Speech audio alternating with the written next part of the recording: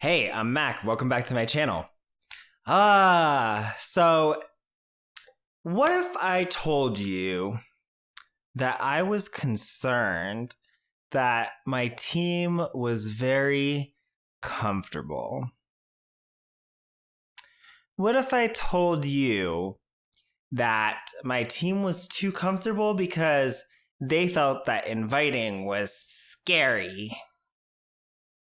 Would that ring any bells? What if I told you that we were going to have a power hour? What if I told you that I would love to host a house party for you in Denver and that you need to pull energy in from the universe? Or what if I told you that I didn't care if your dog was sick because you should have been sending invites from the fucking vet? I think this is probably ringing a lot of bells for people. I think I've jogged everyone's memory, but just in case I haven't. Do we remember her? Do we? This woman is widely known in the anti-MLM YouTube space. Mostly from a call that was reacted to by Kiki Chanel on her channel. And it's pretty much an absolutely brutal Beachbody team call in which she just was extremely manipulative and abusive and profane with her downline, telling them that they're not doing the work, that they aren't inviting enough people, telling them to invite people because they have cancer. It's just an absolutely jaw-dropping level of total moral bankruptcy. Just absolutely sociopathic. And I don't want to hear excuses anymore, guys. It's exhausting to me to have to get a message saying, well, my dog was sick and I don't care. You should have been sending invites from the fucking vet. Okay? I don't care if your dog's sick. You should have been sending invites from the... If you are on my team and running a free group, I don't know where the fuck you learned that, but you need to unlearn it right now. Okay? Here's the thing. Free groups do not work. They are going to take use of your time, effort, and energy that could be spent showing people valuable things like your workouts and your Shakeology and your nutrition plans and all of these things and creating value, because guess what? If you're inviting enough people, that price isn't going to matter. So why the fuck are you offering a free group? And if you need it to change, stay on this call and let's work and let's do some invites. If you're not ready and you're already pissed off at me, get the fuck off the call. So she's relatively high up in the Beachbody pyramid scheme. And it turns out that she had a podcast with the henchman in that call. That henchman is no longer with Beachbody, and I'm told that it could be for some questionable discriminatory reasons, but I haven't been able to verify any of that, so I'm not going to be here to speculate on that. But that henchman is also in this podcast. And yeah, so what we're going to be looking at today is we're going to be looking at a video episode of the podcast that was uploaded to YouTube. And they are going to be interviewing Carl Daikeler, who is the CEO of Beachbody. And it is very, very interesting to see the difference in demeanor and behavior when they're around Carl Daikeler versus when they were around their downline. And I think this should make it very, very apparent that Beachbody is a fucking cult. Thank you to Celeste for pointing out this podcast episode to me and for sharing it with me so that I can share it with all of you. So let's get to it.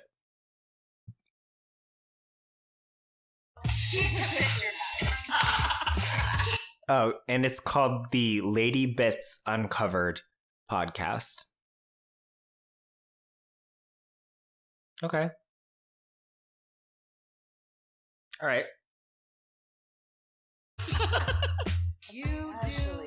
Oh, and the episode title is Failure Does Not Exist. Yeah. Listen, guys, this bit is about being unapologetically you, okay? Hello! Get heart-centered. Everybody has a story. Like, it's a choice. Ladies, how them bits? What up, guys? It's Linz. It's Allie. And it's Raina, and we have a very fun and special interview. So I don't know if you can't like recognize her without her Dare shirt, but Ginger Mussolini is on the right there. Interview that we are coming at you guys with today. We're discussing the topic of failure does not exist, and we have a very special man. Hopefully you get to check out the YouTube. Okay, I have a couple problems just with the setup of this podcast right now. So, and I admit that I have had audio problems on my channel multiple times, but I am trying to avoid that now, especially because it's not a great look for a musician to have audio issues. But also, this is a YouTube channel, which is different from a podcast, which is only audio. And I don't know if you can hear that hum in the background, but I'm going to go ahead and after this moment, I want you to compare before and after. I'm going to play from them a version where I altered the audio to take out the noise, and it's a lot better. Also, the way that they have the mics set up in this room here makes no sense whatsoever. So I think that these are just cheap condenser mics from, I think they're from like Walmart or something, but that's not the point. The point is not the cheapness of the microphone. The point is the way that they have them set up. So there's this one that is pointing this way. And then we've got this one here, which is pointing this way. And I'm assuming there's a third one over here on the other side. They are all pointed the wrong way, and they're in very weird positions. So on a condenser mic, like the one that I have here, I think people think that they're like the typical dynamic mics that you see, but they're not. So people think that you talk into this end. You don't talk into the top of a condenser mic. A condenser mic has a front and it has a back. I think you can even see the word back on mine if it were focused on it, but it's focused on me. But this is the front. This is the back. You talk into the front. So the way that these mics are pointed does not make any sense. And that's why there is so much noise from the room being picked up, because this one right here is pointed directly at either the table or the ceiling, probably, or the walls, which is just going to pick up a bunch of reverb and ambient noise. And then this one right here on the table is either pointed to the side, to one side or the other, because it's not going to be pointed at all sides because there's a front and a back on a condenser. It makes no sense whatsoever. None. And the fact that it is on this table here, it's sitting on the table with this computer. That computer's fan is going to get picked up, and that's probably what we're hearing in the audio. It's directly on the same table with that computer, and you're going to hear that MacBook's fan turn on like whenever it gets hot because it's recording the audio. So it's not just like resting, it's not just idle. It's not going to turn the screen off like because it's recording audio. I just expect a little bit better audio from a podcast because that's your whole product. And this is like the 25th episode that you've done, and you have the equipment too. Like you have the microphones that you need.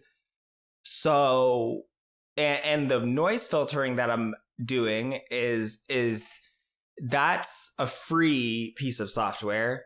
So I just don't get why you wouldn't like look up how to set up microphones. I really don't understand that at all. But that just really annoyed me. It's not great. Not great. So you can see the visual, the man himself. But we are interviewing Mr. Carl Daikeler, who is the CEO of Beachbody, a billion-dollar company. Yes? Yes. I love saying that. A billion.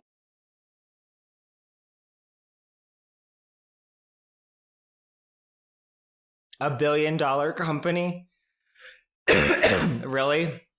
Really? Are we going over this again? Really? We going with the $1 billion company again? Do you love saying it, Raina? Do ya? Do you? I bet Carl was saying that. Did you hear him slightly hesitate before he said yes, though? That's because he's lying. You're such...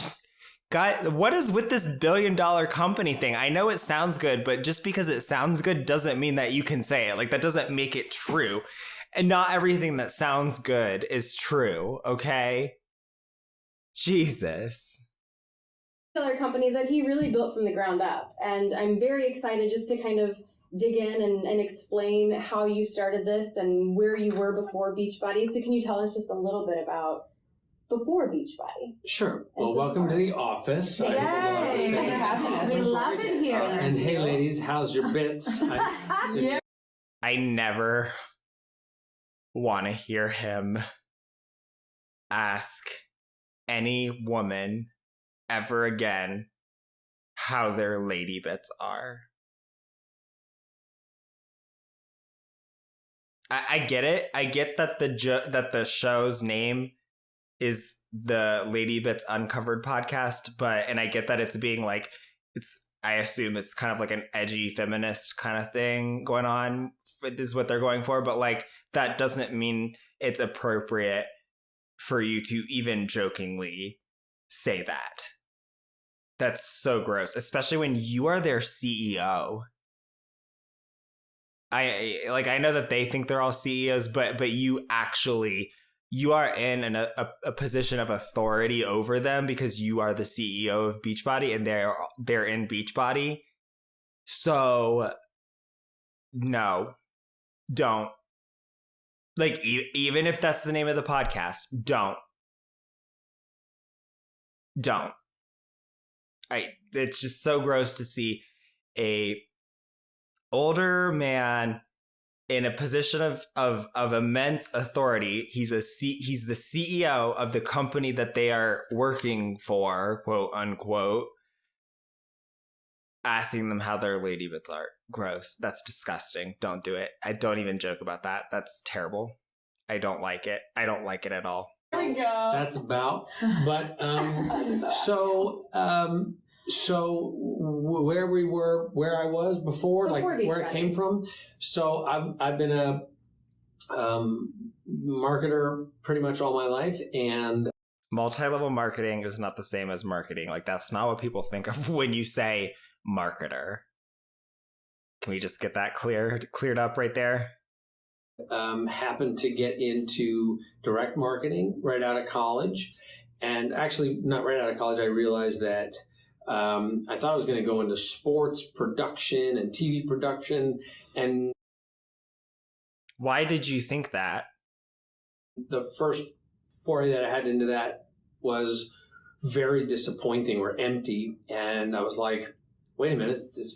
I'm not solving, like, it just wasn't solving any problem. It wasn't innovating. And so, what did you think you were going to innovate in sports and TV production? Then I happened to... What did you think you were going to innovate when you were right out of college?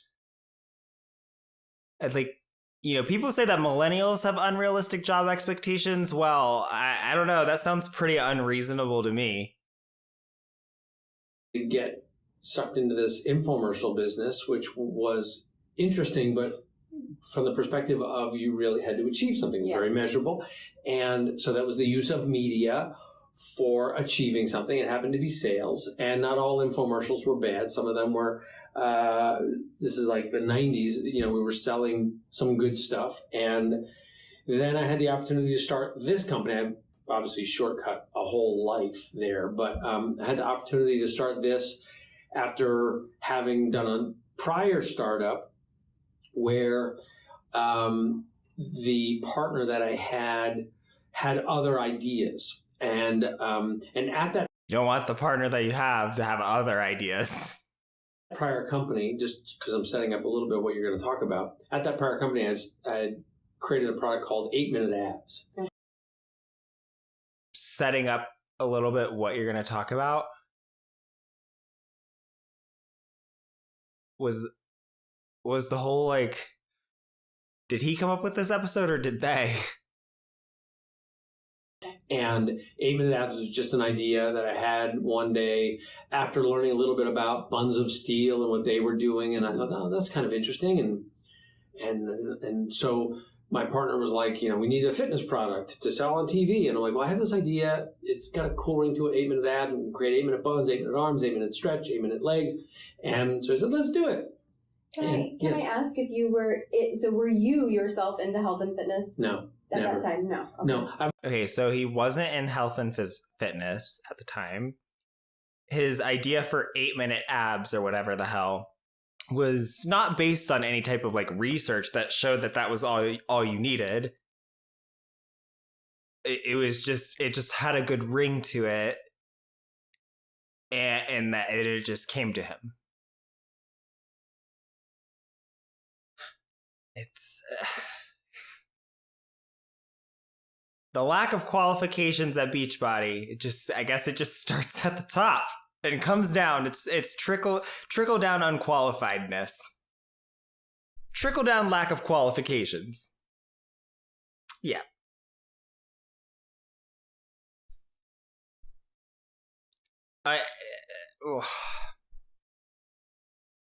Okay. Cool. Always been intrigued by, well, sports I liked, but I was never good at them. And I would work out, and I was always super intense when I would work out, but never consistent. And I always ate terribly. Yeah. So everything. So the reason 8-minute abs appealed to me was I was literally talking to a friend of mine, and I said, man, you lost some weight. This is right after college. And I'm like, how'd you do it? He goes, I'm doing this tape, Buns of Steel or Abs of Steel. And I said, what? It sounds so stupid. And he goes, no, it's awesome. They're just 10 minutes long. And I go, no. I picked up the tape. I was at his house, picked up the tape. It's an hour-long tape. And he goes, no. There's 6 different workouts on there. And I said, well, they left the best part out of it. It's only 10 minutes. So I was thinking about that. I was in the shower one day. I'm like, you're gross. And I'm like, if I just knew that I had to do like 10 minutes of it, I would probably do that every day. I wonder if that would get me results. And I thought 10-minute abs doesn't have a really good ring to it. 8 minutes does. So again, all of it started right with could I possibly stay consistent with that? Yeah. And here we are 21 years later. It has literally been 21 years of me constantly looking for a way to get myself to stay consistent. So it started with you. And it remains so. Not that every program is necessarily designed for me. So Bar Blend, our latest program. You don't love bar. Well, it's not my thing. But that's all. I love it. Yeah. I see you being a ballerina. You do? You really see that? So Bar Blend, Country Heat, size, not really my jam, but I can understand how for some people this idea of just dancing and getting results from it would be appealing. So that's, So anyway, started the company because I had met this guy, John Congdon, and he was sort of a yin-yang thing where he was not necessarily the idea fountain, but he was the execution fountain. So he would. The Execution Fountain sounds like a good band name. Isn't it amazing how they're already like kind of gushing all over him? And it's so weird. It's so weird. The brainwashing at Beachbody must be so intense. Catch the ideas, and he'd be like, "Oh, let's do it this way." And so he would make the ideas a little bit better. So So, because the concept was, after 8-minute abs, I was like, wait a minute, there's something to this. And literally, this is 22 years ago when we were launching the company, I said to prospective investors that I was going around to try to raise money, I said, whoever makes the living room, the spare bedroom, the garage, as effective and gratifying a place to work out as the gym is going to unlock billions of dollars of value. Because I would much rather. You haven't unlocked billions of dollars in value yet, bro. Go there to work out than have to go to a gym because I feel intimidated. Literally, I personally feel intimidated. I walk around, everything's sweaty. The locker room is gross. I don't like getting dressed in front of people. And so this was like, again. Okay, yeah, but that's you, and you're projecting that onto everybody else. Like, not everybody feels that way about the gym. For me. Yeah. So, so we started to create the company and from, great abs guaranteed and thin thighs guaranteed, then complete programs. Power 90 was literally, Power 90 was a conversation that Tony Horton and I had. That I said, look, when I was in high school, we used to do this thing. It was a universal thing. And we would go around the circuit and we would do back, chest, shoulders, biceps, triceps, legs, abs. We go around and around. Mm-hmm. Can we create something like that just using gravity? And he's like, oh, yeah, that's just a circuit. Yeah. So we did that, and I got great results, and here we are. I love it. And it's so interesting. Yeah. But I mean, and here we are. So they're acting like he's a fucking genius for telling someone to create a circuit training workout. What? You didn't invent the at-home workout. At-home workouts have been around long before Beachbody.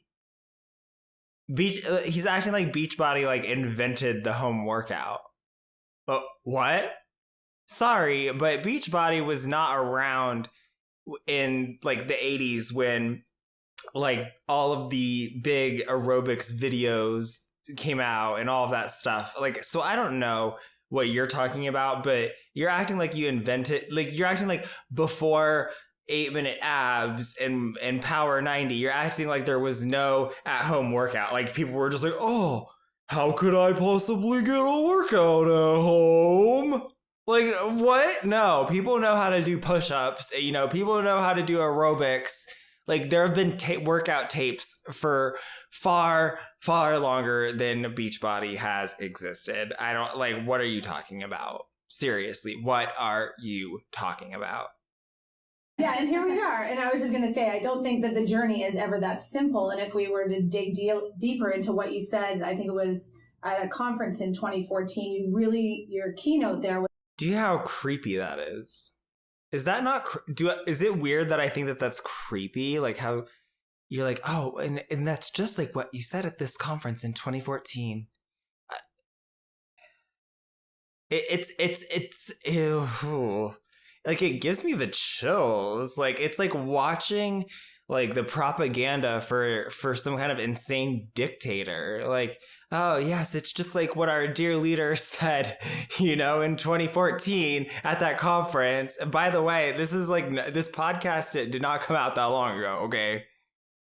It's about, failure doesn't exist. So you remember specifically when he said the asinine quote, failure does not exist in 2014.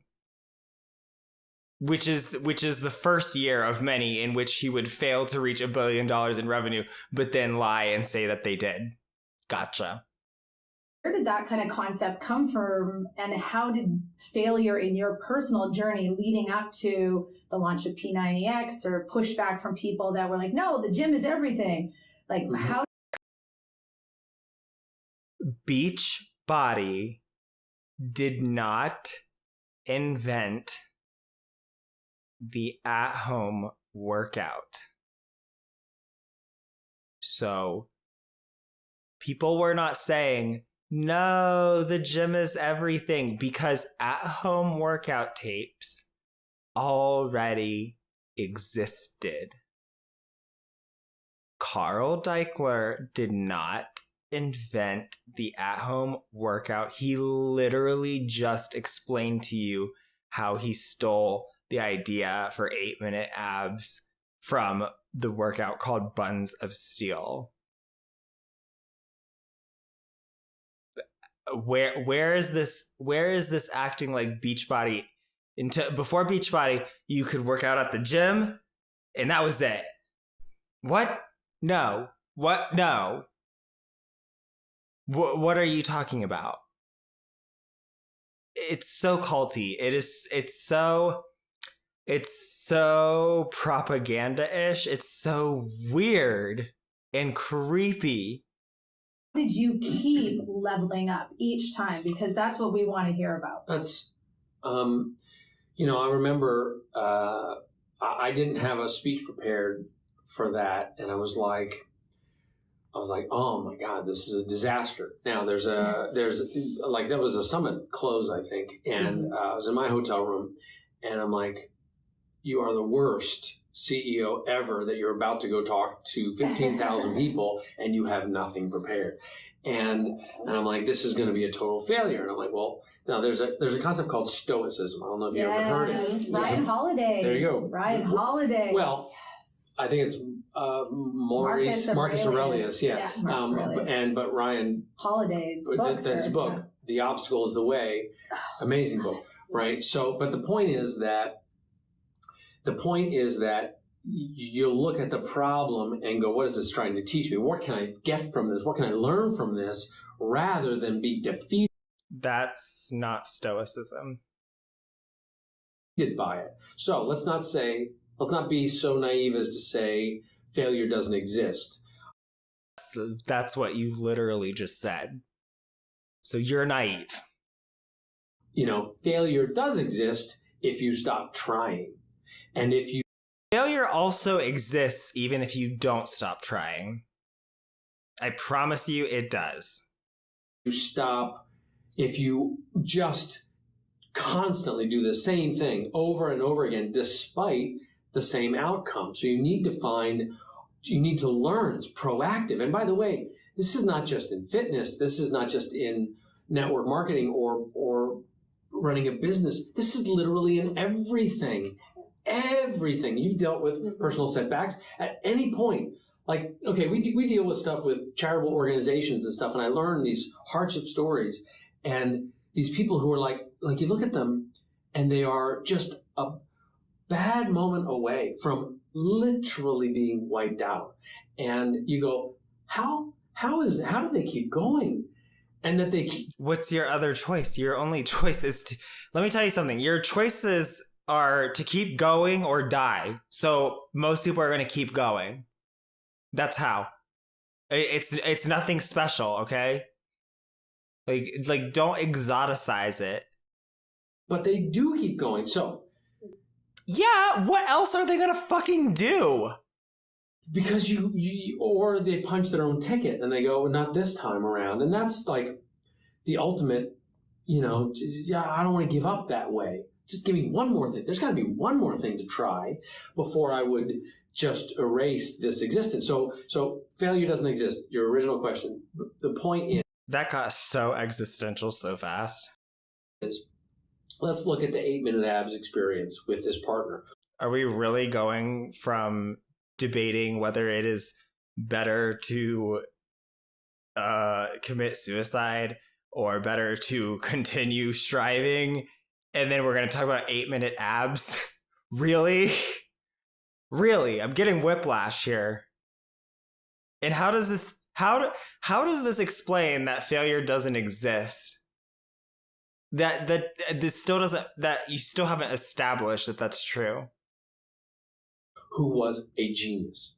This guy Lance. Absolute genius. I learned so much from him. And I said, I think there's 8-minute abs sold 2 million copies. I said, I think there's something to this. And he was like, well, I really think that, we really need to be more broad about the products that we create and market, and we should be more in the media business. And he owned majority of the company. And I said, no, I really think the opportunity is in this thing. So now I owned a nice chunk of that business. It was the first time I was the president. I was 30 years old. And I said, I have to go do this other thing. So I said, I'm going to have to leave. And I was like, can I sell my stock back to you? And he said, no. So I was screwed. I was out of money. It was done. First marriage ending. And so, learn from that. And Don't we all? yes, right. Still learning. But I found a guy who was interested. Whoa.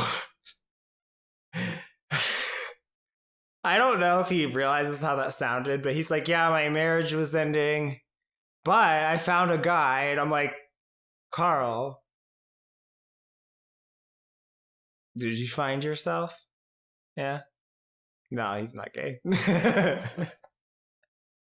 But am I right? Like, that's the way that sounded. Like, just those sentences together, it made me laugh. In what I was doing, he bought the stock. I had now enough money to start this new thing. And I'm like, what did I not do well back in the 8-minute abs thing? Well, like, what could have been better? What we didn't do with the 8-minute abs product, we didn't bring a nutrition component to it. We didn't have meal planning and that. We didn't have any supplements that would help people, just give them a little bit of an edge. I'm not talking about take the place of the hard work, but a little bit of an edge. And we had no community. So as we evolved with Great Abs Guaranteed through Power 90, we put this formula together that learned from why weren't people, 8-minute abs would get a bad reputation as being this gimmicky thing. Well, it didn't have. Maybe that's because someone came up with it and they developed it just because it had a good ring to it. Nutrition. It didn't have the other stuff. So we started to put the other stuff together. Maybe it's because it's only 8 minutes. Always make it about helping the customer get better results. So, and by the way, there have been products that we started that when we put them into testing, literally we're $1 million into the development and we're not getting results. Okay. And we're like, this is a dud. And we would put a bullet in it, it's over, and move on. So we're like, what did we learn about that?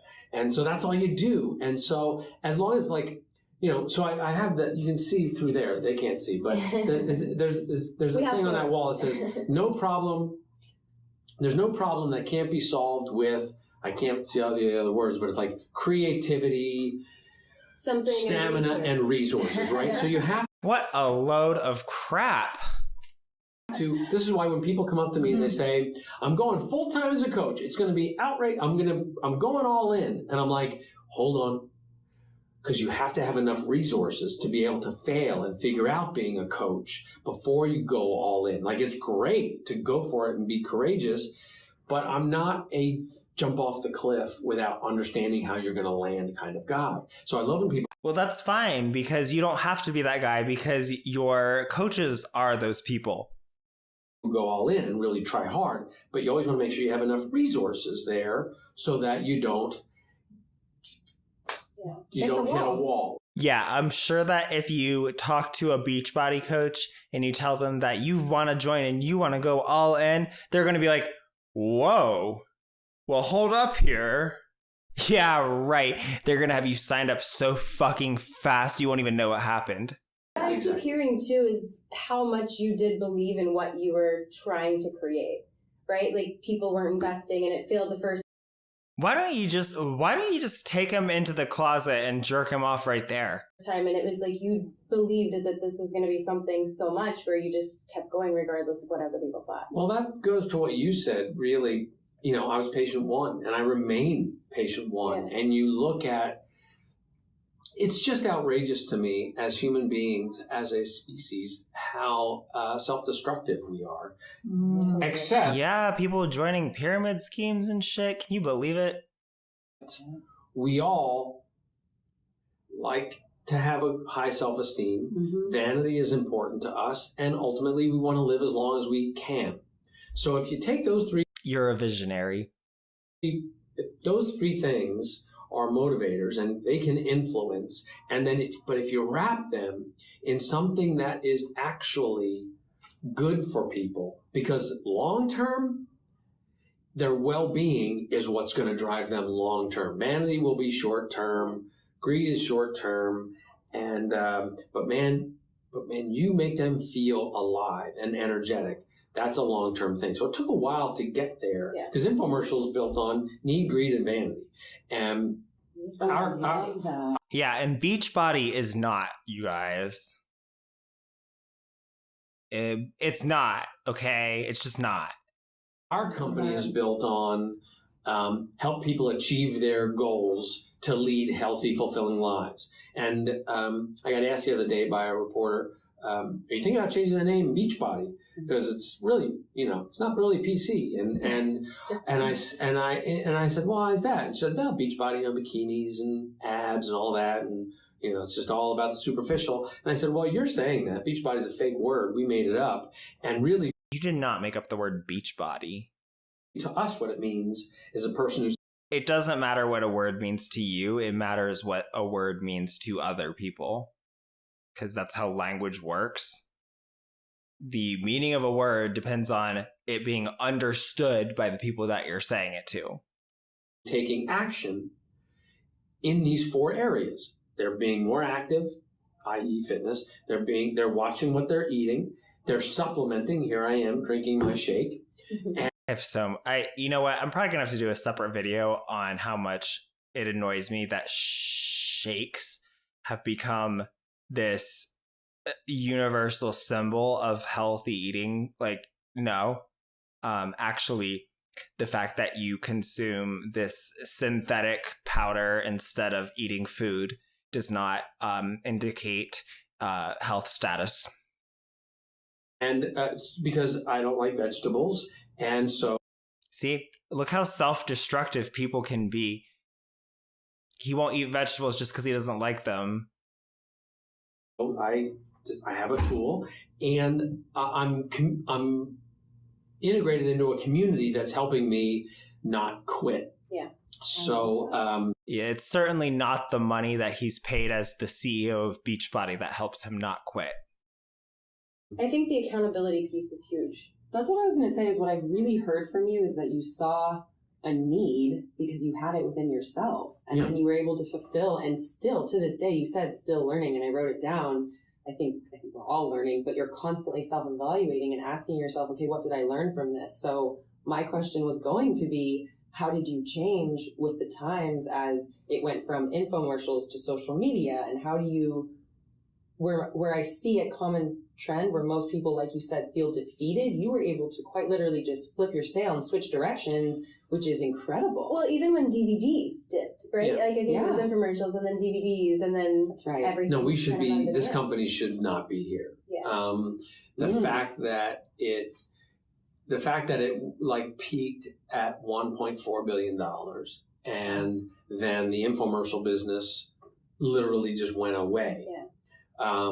And so like that wiped out $400 million of revenue, and the digital business has a very different cash flow arch, which all the coaches experience because the money doesn't come the same way and is selling a box of DVDs.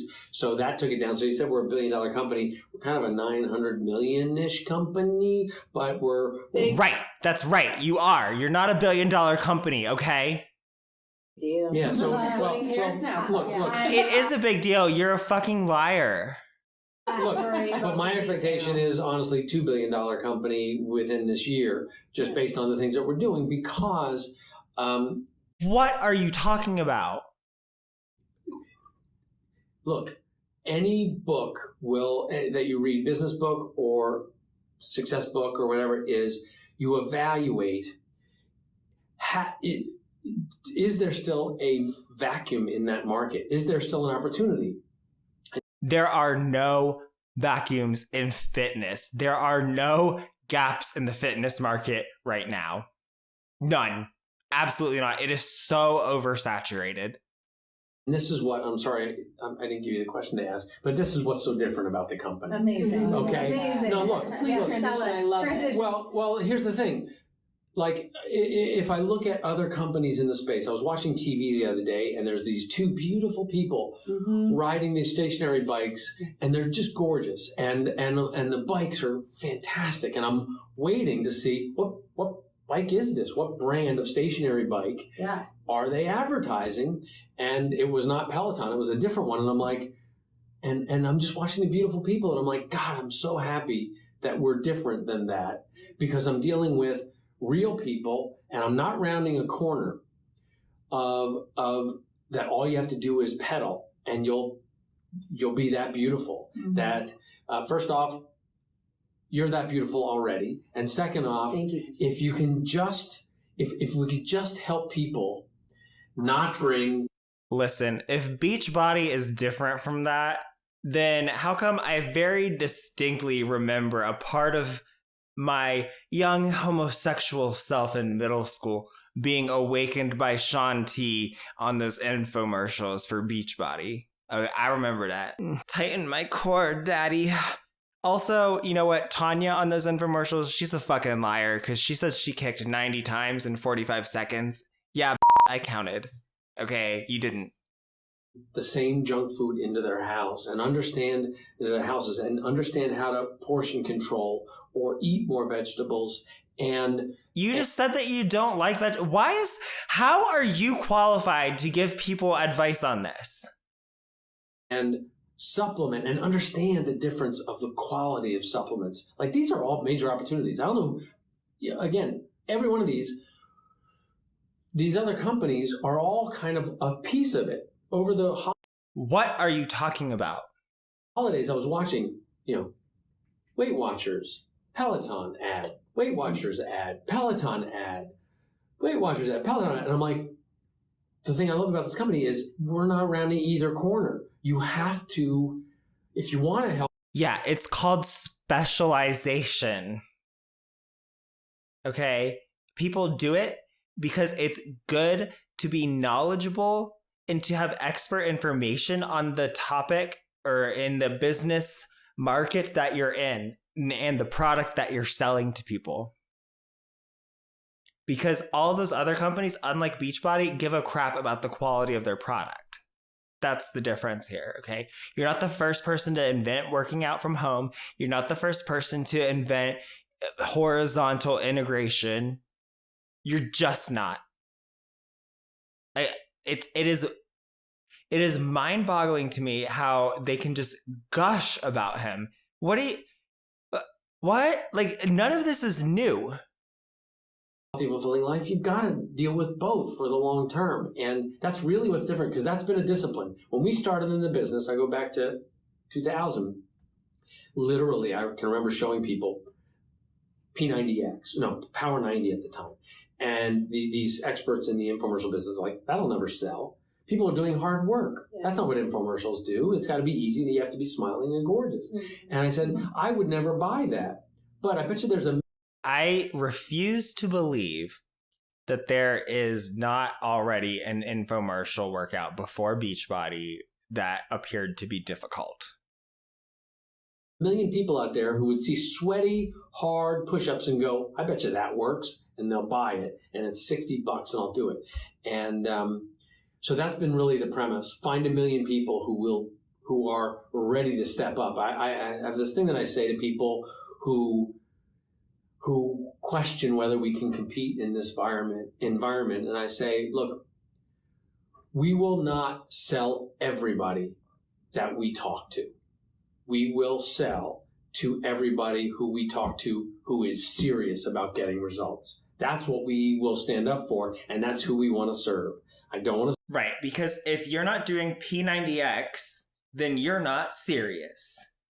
Serve the person who wants the shortcut, who wants the simple promise, or who doesn't want to do P90X, or who wants to go to the gym because they like it. Who literally just wants to pay the most to impale themselves and punish themselves on this decision. I've never seen someone impale themselves as a workout.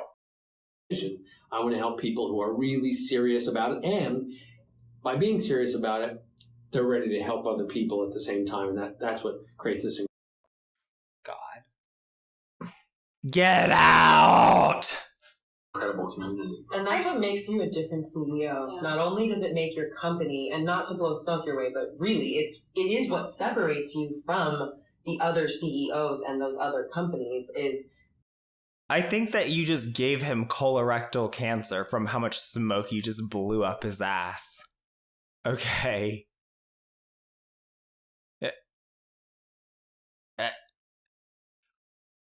it is like they worship him. Is this freaking any of you out? It's so weird. Like they are like worshiping this man. He's not that good looking. Like, I don't get it. Like, no, get away. Oh, it's so weird. What? Stop. Oh my goodness. That speech that we talked about at the beginning that you didn't have notes for, when we were You didn't have notes for it? The dear leader didn't have notes for it, and he still gave such a good speech.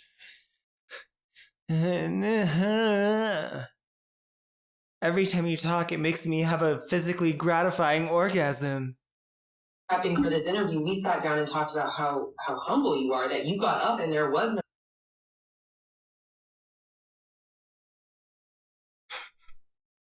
What? What? He's what? Okay. teleprompter or notes in your hand. And so while you, as a human, right, so humble, thought that maybe you fell short thinking you're a How are they not being facetious?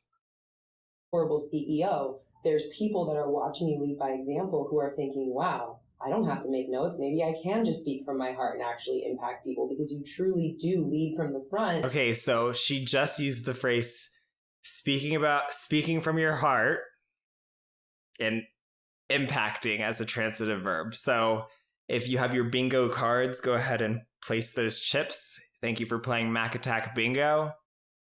And show people, and you're sitting here drinking your shake, and it's not See, obviously I'm healthy. I'm drinking a shake. Okay, I'll stop interrupting so much. a shameless plug. It's because you truly live this lifestyle, and I just have to ask though, do you have any fear of failure at all? Is there any part of you? As we sit here? Constantly, Okay. all the time, absolutely, and like, but here's the thing. My fear of failure is maybe 10% as strong as my desire to create. And so I am the most miserable when I'm not creating. So, and you know, I think it's a line in Rent, the play Rent, where the guy says, the opposite of hate is not love, it's creation, or something like that. Something like that line. And like that's what drives me, is this, you know, I hear people, I got a note from somebody on Instagram, a coach the other day, saying that she was talking to two prospects and money wasn't a problem. One of them, her family owns a private jet, and the other one's married a rich guy. So she doesn't know if the coach opportunity will appeal to them. And I said, that can't be the only thing that drives a coach, though. It won't work if that's the only thing that's driving them.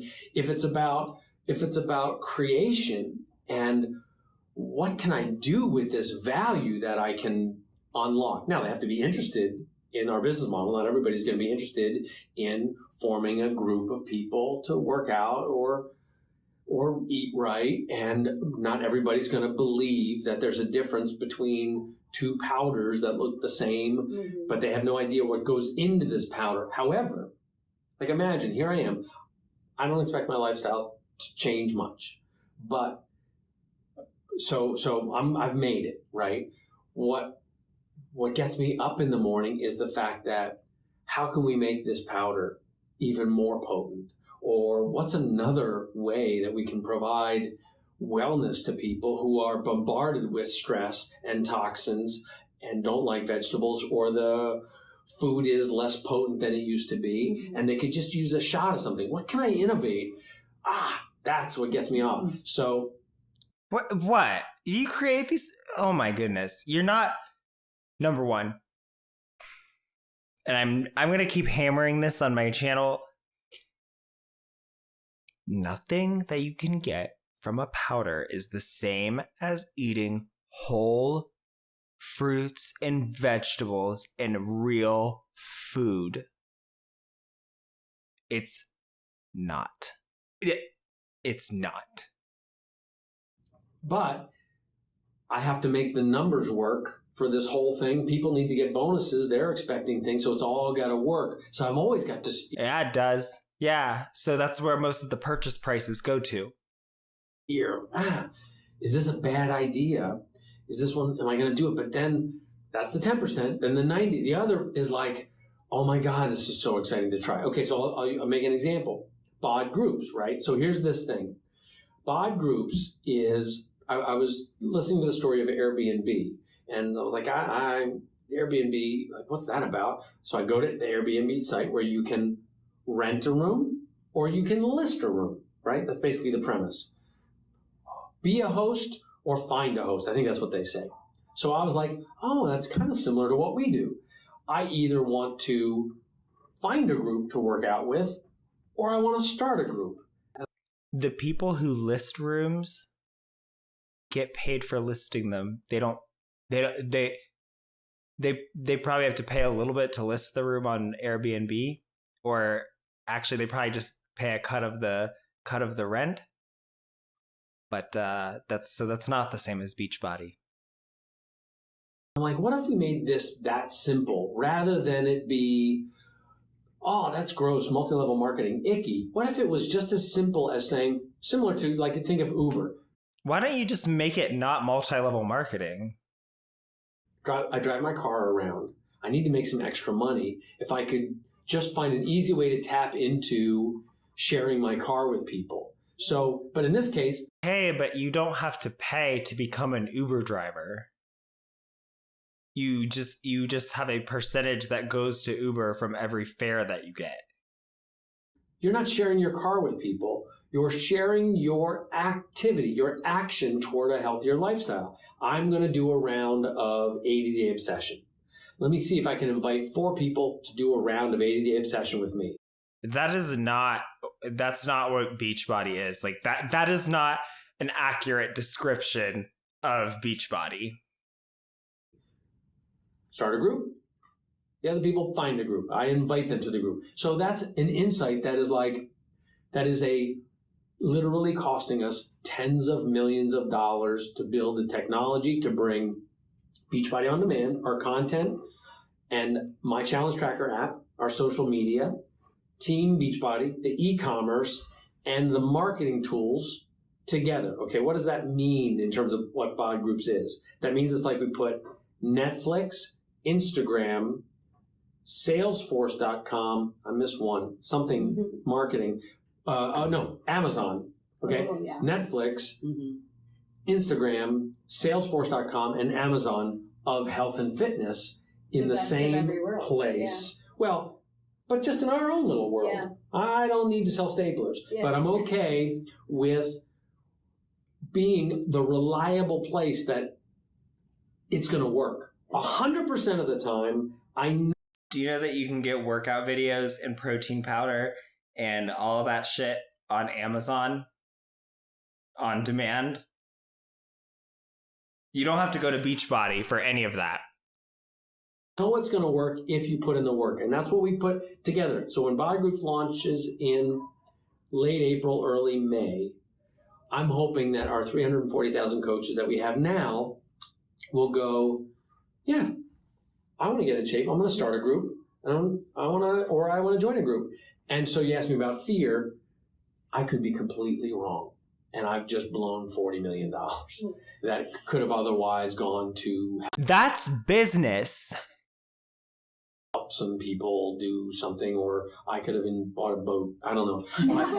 but I'm saying, but it's scary. But the premise is so fun and so exciting, and it's something we all need, and the chance to help people could be right. Something that's and the chance to help people, helping you, and that's how you know. When people say, "How do you know if it works?" Because I do it. Because I drink that. You drink that shake every day. You do these workouts. You live this lifestyle, and you're not just saying it. It's something that you've actually committed You're to. The proof. Yeah, you're the proof of the pudding. In the pudding. Yeah. So yeah, that's the constant drumbeat. Be the proof. Like, and if if you're like, let me see if I can sell this. I don't use it, but let me see if I can sell it. Yeah. It'll never work. Like, do you ever go to a car dealership and you want to see what that guy's driving? And it turns out he's driving a Ford and he's trying to sell Prius. Honda. Yeah, right, exactly. Yeah. As we all know, no car has ever been sold that was not driven by the salesperson. What? So when car salesmen try to sell cars that they don't drive, that never works. I don't even know what anyone I've bought a car from drives. It's like, no, I'm not buying it. He's driving a Daihatsu selling you a Range Rover and you're like, I don't think you know what you're talking about. Exactly. Well, I like what we always talk about. It's better to share than sell. Like, it's... Oh my God. Okay, like, what? If it were better to share than sell, then why don't you just copy the files and give them to people for free? Oh, that's right. It's because it's better to sell than share for you. It's the concept of, share your journey and others will follow. So that's what we wanted to kind of bring about. But we know your time is very precious. And but I got to correct it. Hold on. You'll get back to that. Don't lose your place. No. But I need to, because I think it's important for people to hear this. Certainly it's better to share than sell. But even better than sharing, it's better to help, because that's more active, okay? Now, here's the thing. Like, let's use the car analogy for a second. Imagine the difference. You walk into a car dealership, and the guy goes, let me show you the Range Rover.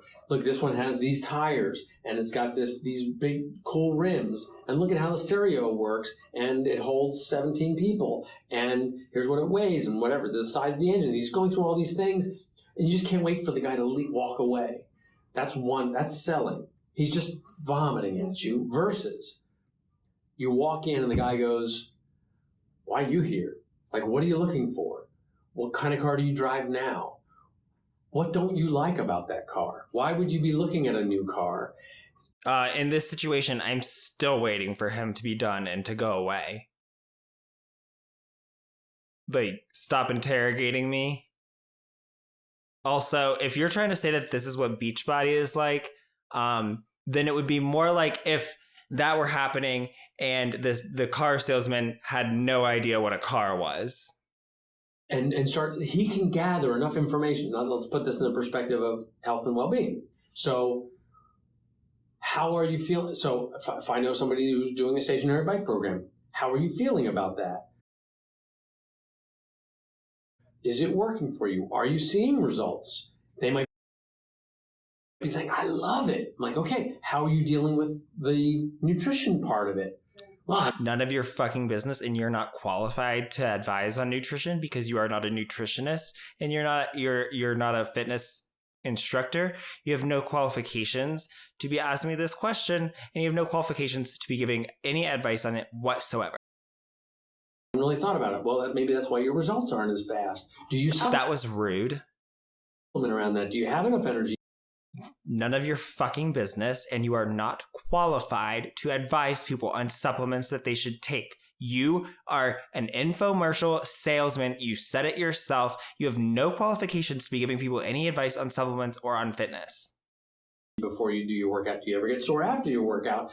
How can I help you get a better experience from that thing that you love with what You cannot, because you are not qualified. Do you understand that you are not qualified to be asking people these questions and then giving them results on their answers? Do you? It doesn't seem like you do. You are an infomercial salesman who tried some fucking 8-minute abs because you felt like it had a good ring to it. And then you started a company where you could sell more shit that had higher profit margins, okay? You're not qualified to be advising people on supplementation, on nutrition, or on fitness. Stop. I have. If it turns out that I can't help them get a better experience, I don't want their business because they're bullshit. Beachbody will take anybody who has enough money. that is a load of bullshit, and you know it's bullshit. Be scorched earth. They're going to say things on social media that I don't want them to say. Mm-hmm. But in more cases than not, the conversation will be, you know what, I'm not as consistent. Oh, you probably don't have a community. Or, you know what, I'm not really, I'm putting the weight back on because of stress eating and emotional eating. Da, da, da. Oh, you could use something like 2B Mindset or Ultimate Portion Fix. Bullshit. No one's going to tell you all of this shit because guess what? You're not their personal trainer. You're not their doctor. Like, I'm not trying to just be convenient and exploitive. What I'm trying to do is guarantee you that person wants to see results from the effort that they're putting into their daily exercise habit, and I just want to help them get better results. So anyway, help, don't sell. Love that. I love that. I love that. That actually is just kind of like, I'm going to rewatch all this and re-listen, because you're definitely speaking to a lot of things that I think people struggle with or, you know, need more help with, because you talk so clearly about those 4 pillars, right? You know, you need to move your body, nutrition, community, supplement. And there's always one area that somebody... This is so creepy. Rewatch it. Have they been hearing a different podcast than what I'm hearing? He's fumbling with. And so we kind of came up with this rapid fire questioning. Do we have time for rapid fire? Do we Yeah, have do it. time? Okay, we'll be rapid. We'll be rapid. Yeah, nobody's going to fire you. Going to do fire me. Yeah, we got Carl. You guys can wait. Carl Daikeler. Yeah, we're good. Okay.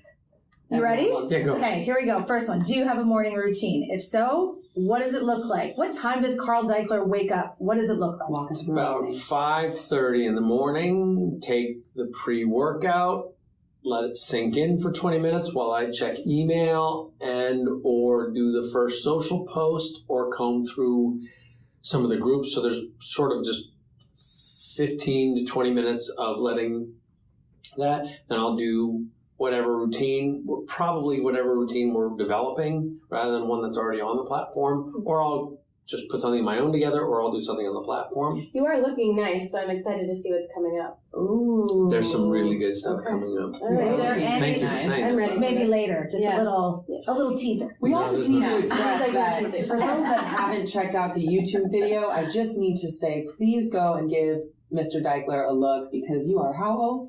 Sorry. 56? Hello. What? And if you can tell me the Beachbody programs don't work, Well, it's collagen. Yeah, it's Beachbody College. Yes.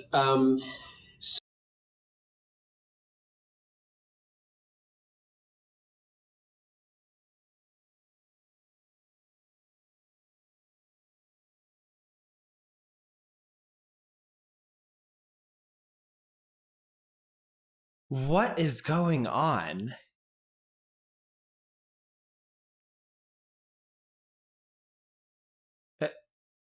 What? Are you... what are you smoking at Beachbody?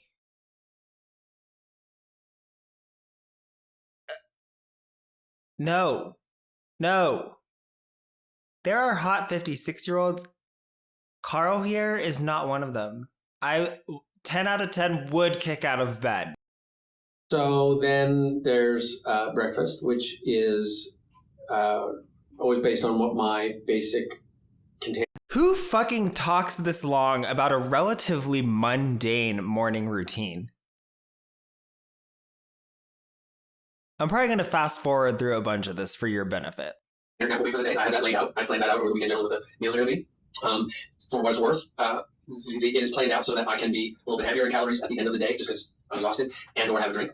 Maybe 3 of them 4 days a week. Not really more than 1. Maybe 2, but not more than 1. So okay, so I have breakfast. Then hang out with the gang a little bit, and but that's not too long. And then I'm out the door by 7:30. Now I'm looking at Tesla. That sort of does the thing for me. So I'm literally, from the phone I get in the car, thinking about how we get here. My day's going behind 2 phones, texting. I'm worse. This is not interesting. This is not some revolutionary routine, ladies. I thought this was rapid fire. Posting conference calls, and that will basically kick off the routine. I will say that my day has a lot of appointments, but I don't really adhere to a super strict business plan because it squishes out too much of the creativity. What I am is prioritized so that I know what.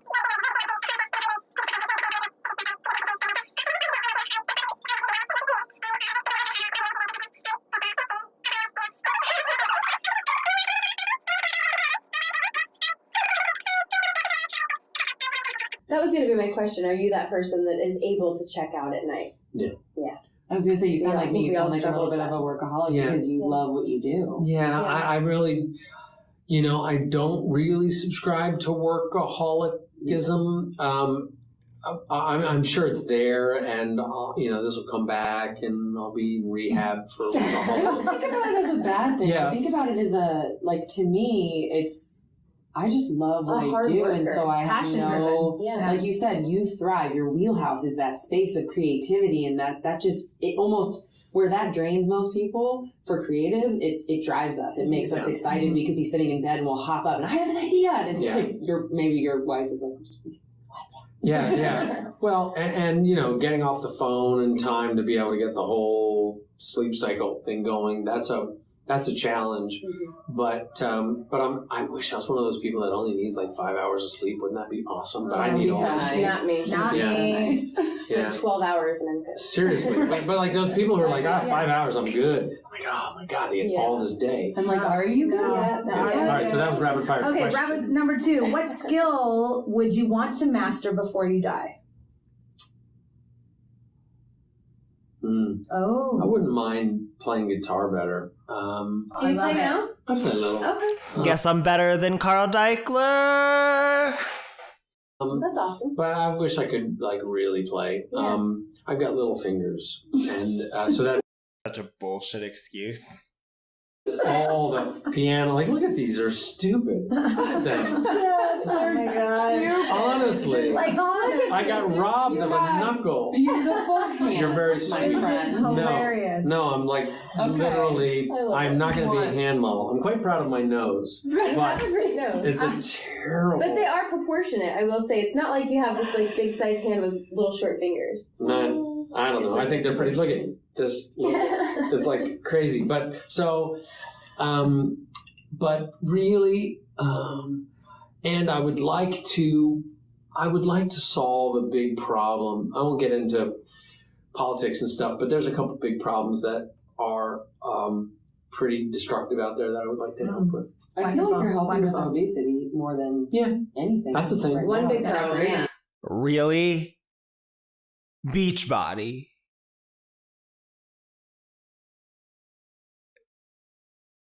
Nope, I'm not even getting into it. It's a Yeah. huge Yeah. problem. Who are the leaders or mentors in your life? This was I really want. Yeah. Oh, And maybe even if you could build on this, is there like personal development books that something that you just read or people that you went, oh, you guys, you have to check this out? I have a great board of directors. Honestly, there's a guy, Ben Vandebunt, who's the guy who introduced me to Tony Horton and John. One of our conference rooms is named after him. He's on our board. So he's a important influencer. But I would say right now, I don't have that mastermind group necessarily. I've got some great management here that helped me, who I actually am late to get to. But otherwise, like, I am voracious about books. Yeah. And so the Ryan Halliday's, the Jack Ma, who started Alibaba, Michael Bloomberg, what he's built, obviously the sort of technology titans, Bezos, Jobs, like all these guys, anybody, Phil Knight, who created Nike, the resilience, what these guys do, like, I just soak that stuff up. And to read about these companies who we all take for granted as being these, massive $1 trillion businesses that literally, if you look at their history, they shouldn't be here. Yeah. Like, that is constant. That really feeds me. Yeah. When I was listening to you, I was thinking about Phil Knight actually, and just triumphing over adversity and Crazy.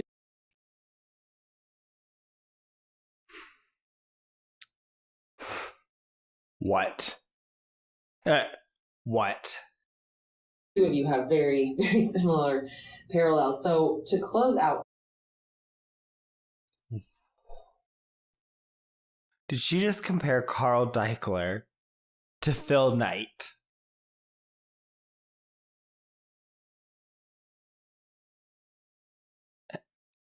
What?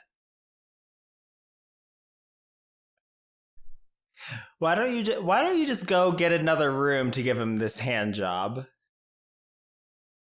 First, I just want to thank you again for coming, for spending time with us, and for just giving your knowledge and your wisdom and your heart. I feel so much light pouring out of you as a person, and it's a beautiful thing. It really is. And I just have to add too, because I know we're going to close after this. You said something in the very beginning saying, like, our company shouldn't be here. And I keep hearing you talk, and every single word that comes out of your mouth, I'm like, no, it should be here. And it is here because of your belief in this and your hard work and everything that you put into it. So thank you. Well, yeah. And it makes me emotional thinking about it, because I am so like, I mean, I have our logo tattooed on my shirt. I know.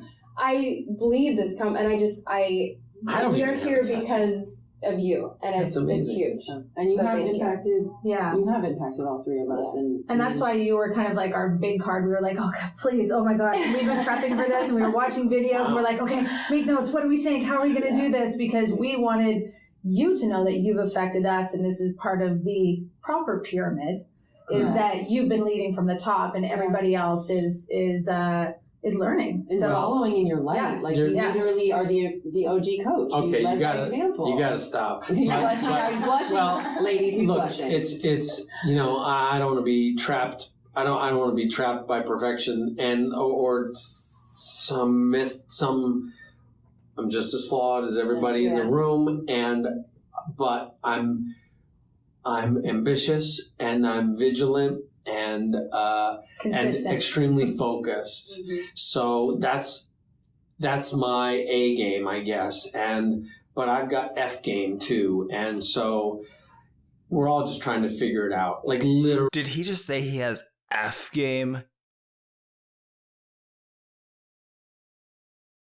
Really, we're all just trying to figure it out, and when I say we shouldn't be here, all I'm saying is that like anybody who's got any kind of success, like anybody who looks at them and takes it for granted what they had to do to achieve that success has no idea the moments of darkness and complete like despondence and like I can't do this, and criticism and self-criticism and the ego. Like that's the I shouldn't be here, but I got through that somehow on to the next thing, and then went through another one and walked through some other fire. So that's the point. And I hope anybody listening who's like, God, I don't know.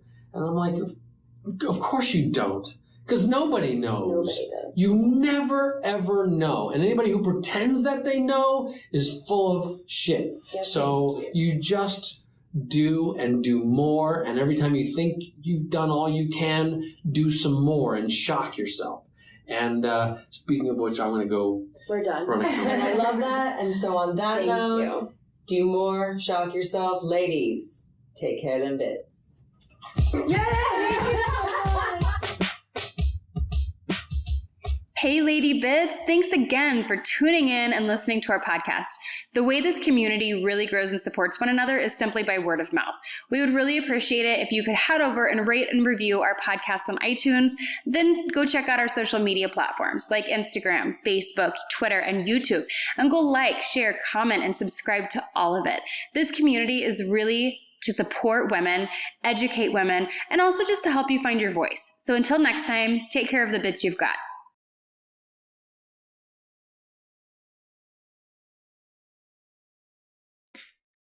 That was surreal.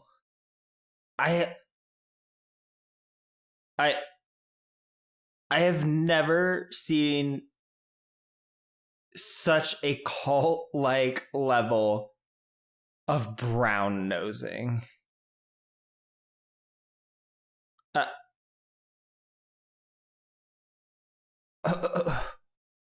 What? Also, it is so interesting. It is so interesting to see. And I think this really crystallizes the fact that Beachbody is a fucking cult. Number one, she has the Beachbody logo tattooed on her. I cannot imagine ever getting a tattoo of a company that I worked for. And number 2, it is such an incredible display of how cult-like Beachbody is, to see how like submissive and just gushing they are to Carl Daikeler, but then compare that with how Ginger Mussolini over here was on that Power Hour Zoom call. Yeah, very different how she treated that downline when she felt like they weren't dedicated enough to Carl, versus how she was when he was in the room. Like night and day. It's just a facade, you guys. It is so weird. Like, it is so bananas to see the cult-like reverence and to see them just worshiping him and hanging on his every word. And this is why, yeah, I agree that MLMs are cults. They are economic or commercial cults, but they are cults nonetheless. Like, that is not normal. To just be gushing like that over nothing. I just thought that was incredible, and I had to share that. Thank you, Celeste, for bringing that one to my attention, because oh my goodness, I feel dirty after hearing that. Like, I feel like I need to clean myself. Okay, so why don't let's all go clean ourselves, but separately, please. Because that sounded weird. That sounded like I'm starting a cult. It would be better than Beachbody, though. My cult would have snacks that didn't have spinach and cauliflower blended into them. We would have solid food. All right, everybody, have a great week. I've been Mack. Peace out. Bye!